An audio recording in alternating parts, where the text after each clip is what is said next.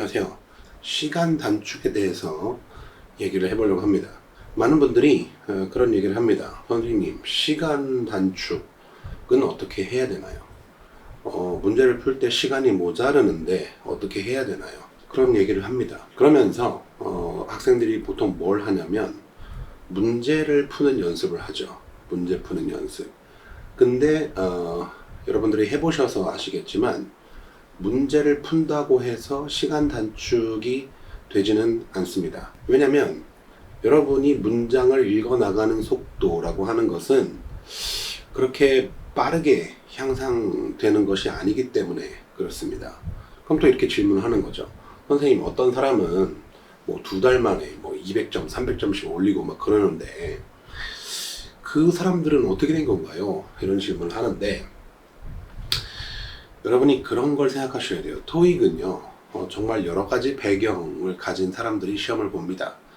그러니까 토익을 갑자기 뭐 500점, 600점대 그 정도였던 사람들이 갑자기 800, 900을 받는 거는 그 전에 뭔가 영어에 대한 경험이 있었거나 아니면 좀 머리가 특출나게 비상하다던가 아니면 가르치는 선생님이 아주 잘 가르쳐주고 그 가르쳐준 내용을 정말 스펀지처럼 습득을 해서 그대로 정말 하나도 빼놓지 않고 수행을 했을 때, 그럴 때 이제 그런 일들이 가능한 겁니다. 그러니까 만약에 여러분이 정말로 노베이스다, 뭐 노베이스라는 게 기준이 여러 가지가 있겠지만은 400점대에서 뭐 600점대 이 정도 된다. 뭐 또는 뭐 어떤 분들은 자기가 이제 토익 시험을 봤는데 신발 사이즈도 안 나온다 이런 분들이 계시거든요.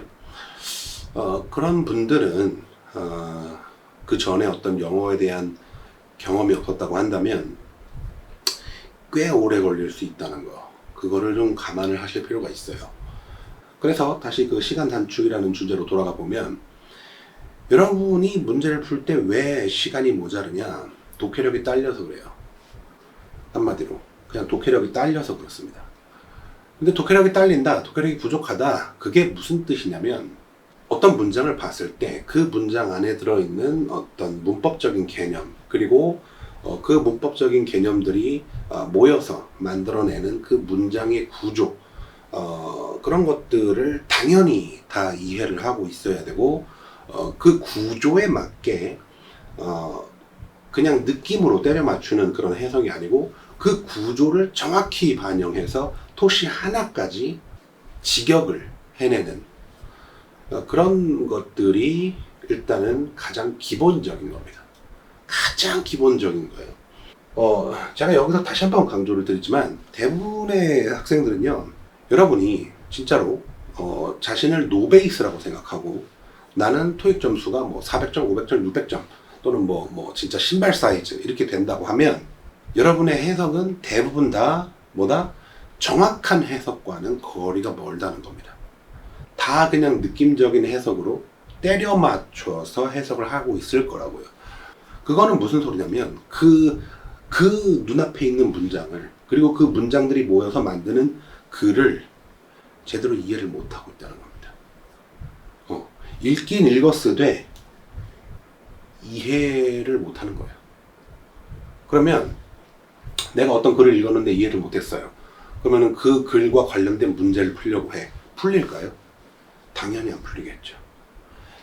너무 당연하지 않습니까? 어떻게 여러분이 어떤 글을 봤는데 그 글에서 무슨 얘기 하는지를 모른다고? 모르는데 여기 밑에 나와 있는 그 문제를 어떻게 풀죠? 이게 될 리가 없잖아, 당연하게도. 그죠? 그래서 제일 첫 번째는 독해력을 갖추는 것이다, 그 말씀을 드리는 거고요. 그래서 제 수업 중에 1대1 수업의 경우에는 그 학생의 해석을 하나하나 다 교정을 합니다. 네, 정말 그 토시 하나까지 다 교정을 해요. 네. 그러니까 이런 거죠. 그 학생이 어떤 문장을 해석할 때 뭐 잘못 해석을 했다고 쳐요. 그럼 왜 그렇게 그 학생이 잘못 해석을 할 수밖에 없는지 그 이유, 그러니까 자기 자신도 모르는 그 이유를 설명하고, 그러면 어떻게 해석하는 것이 올바른 해석인지, 왜 그렇게 해석할 수밖에 없는 것인지, 정확한 어떤 그 이론적 배경을 전부 다 설명하고 납득을 시킵니다. 그리고 그 다음에 그 이해한 것을 바탕으로 자기가 또 그런 비슷한 구조를 만났을 때 자기 스스로 문장을 분석하고 그거에 맞게 해석하고, 그래서 글의 내용을 이해를 하고 그 다음에 문제를 완벽하게 풀 수 있도록 그렇게 이제 수업을 하는 거죠. 그러니까 저는 뭘 강조하는 거냐면 상식을 강조하는 거예요. 상식. 네, 상식. 무슨 소리냐? 대부분의 학생들은 이상한 기대를 해요. 상식적이지 않은 비상식적인 기대를 합니다. 자기가 이걸 납득을 못했는데, 그죠? 심지어는 보기도 뭔 소린지 몰라. 근데 자기가 이거를 풀 수 있을 거라고 생각을 해요. 당연히 안 되지. 당연히 안 되는 거예요. 그렇죠?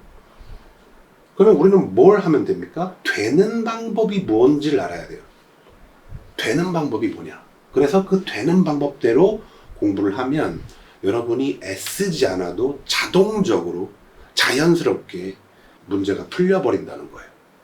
그래서 시간 단축을 하려면 일단 정확한 독해가 돼야 됩니다. 그러면 그 정확한 독해라는 게 어느 정도 수준을 말하는 거냐? 그러면 어느 정도 수준까지 공부를 해야 되냐? 여러분이 어떤 지문을 만났을 때 이 안에 모르는 게 없어야 됩니다. 모르는 게 없어야 된다고. 그러니까 뭐 어휘가 됐든 문법적 개념이 됐든 문장 구조가 됐든 아니면 그에 따른 해석이 됐든 뭐가 됐든지 간에 모르는 게 없어야 돼요. 근데 대부분의 학생들은 어떻게 하냐면 적당히 공부하죠. 적당히. 그러면서 보통 어떻게 하냐면 하루에 토익 같은 경우 뭐 한 회, 그죠? 뭐 독해만 한 회 푼다고 치면 이제 100문제잖아요. 100문제. 100문제를 하루에 푸는 거야. 네. 근데 거기 안에 들어있는 개념들을 완벽하게 이해했냐? 라고 물어보면은 아니요, 그건 아닌데요. 그러고 지나가요.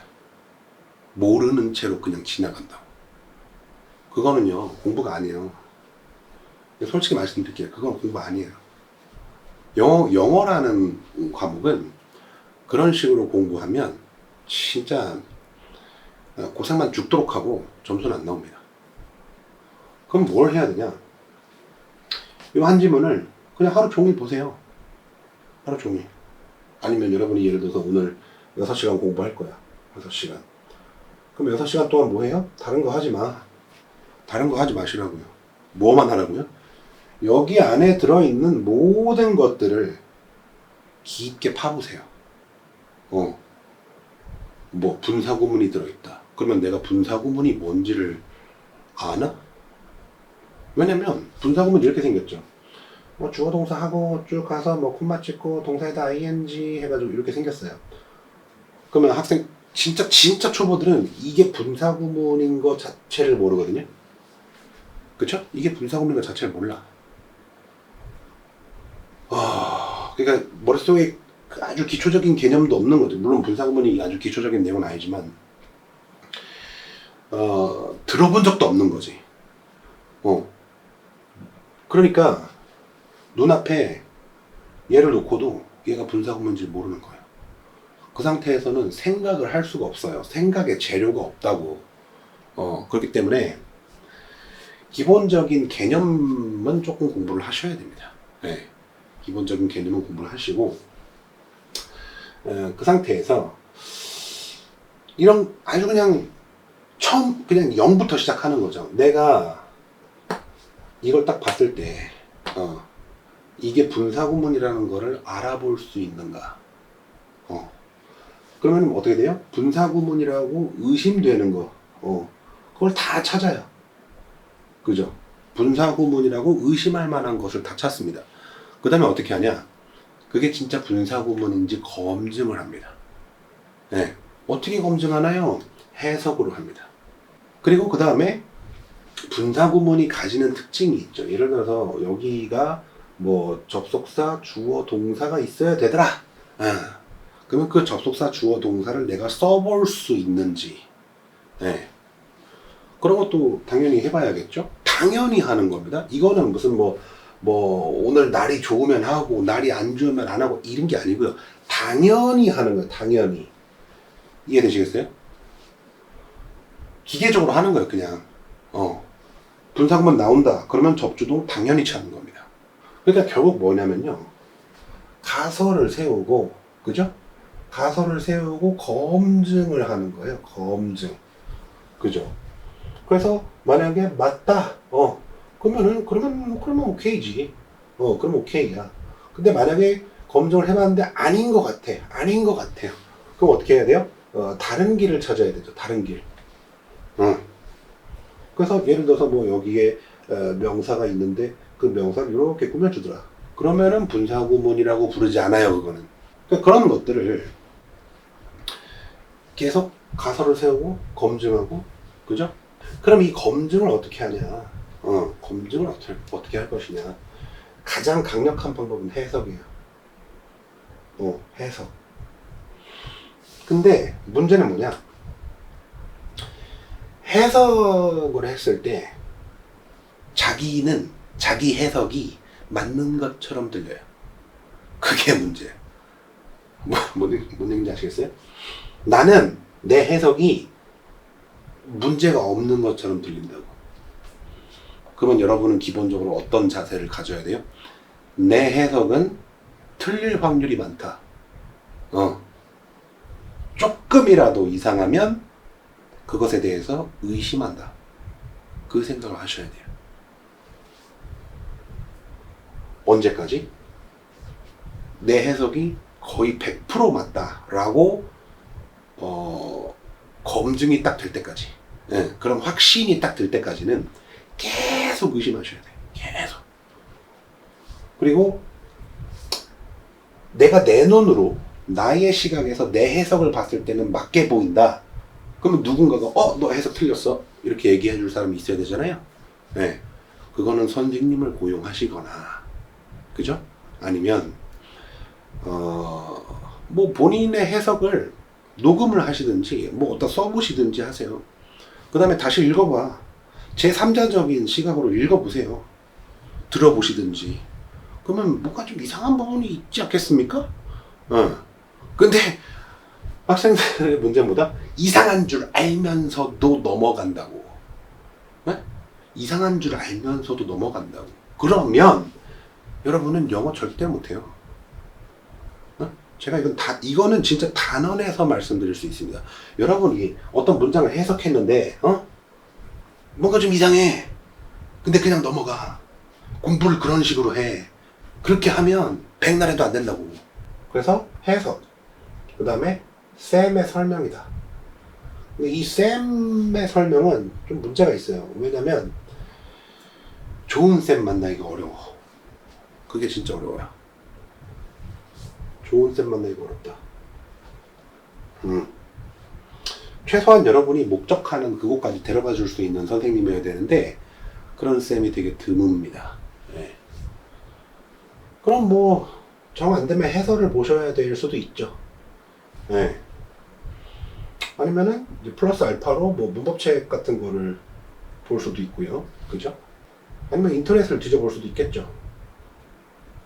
그러니까 무슨 말이냐, 할 수 있는 모든 수단을 다 동원해가지고 요 지문에 대해서 내가 더 이상 모르는 것이 없다 라는 수준에 이를 때까지 고민을 하라고. 그게 영어 공부의 시작이자 끝이라고요. 그거 말고 없어요. 선생님 어디 특별한 어떤 기술이나 꼼수 같은 거 없을까요? 그딴 거 없다고. 그런 걸 찾아다니는 학생 치고 영어 잘하는 학생이 없습니다. 아시겠어요?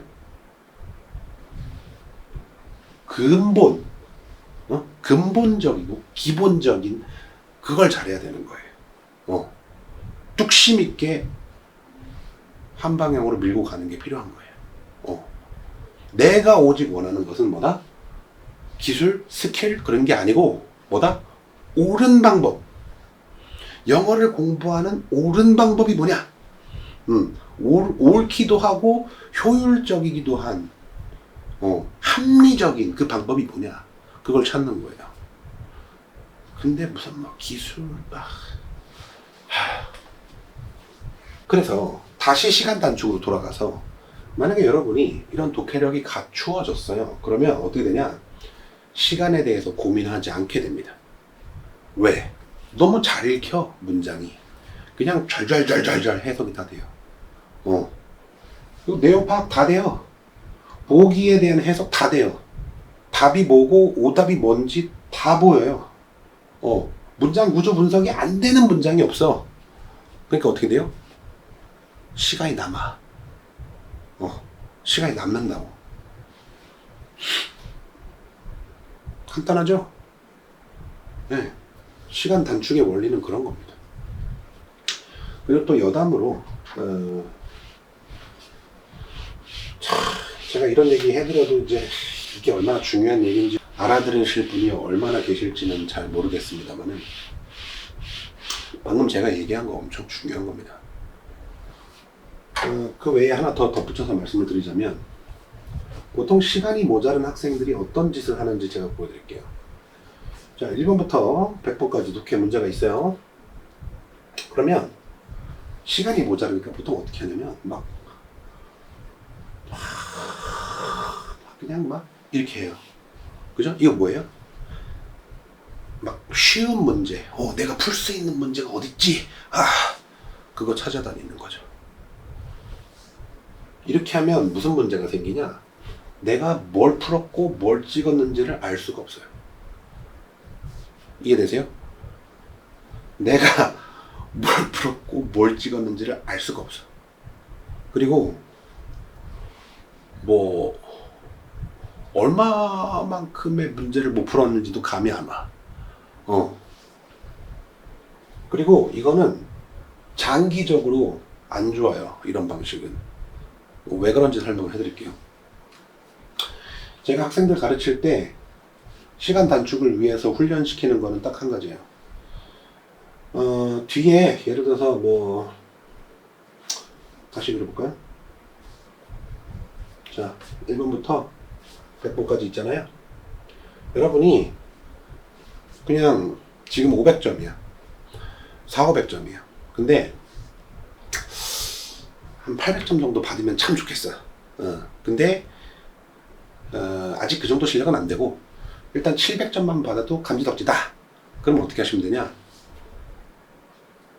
70번까지만 풀어.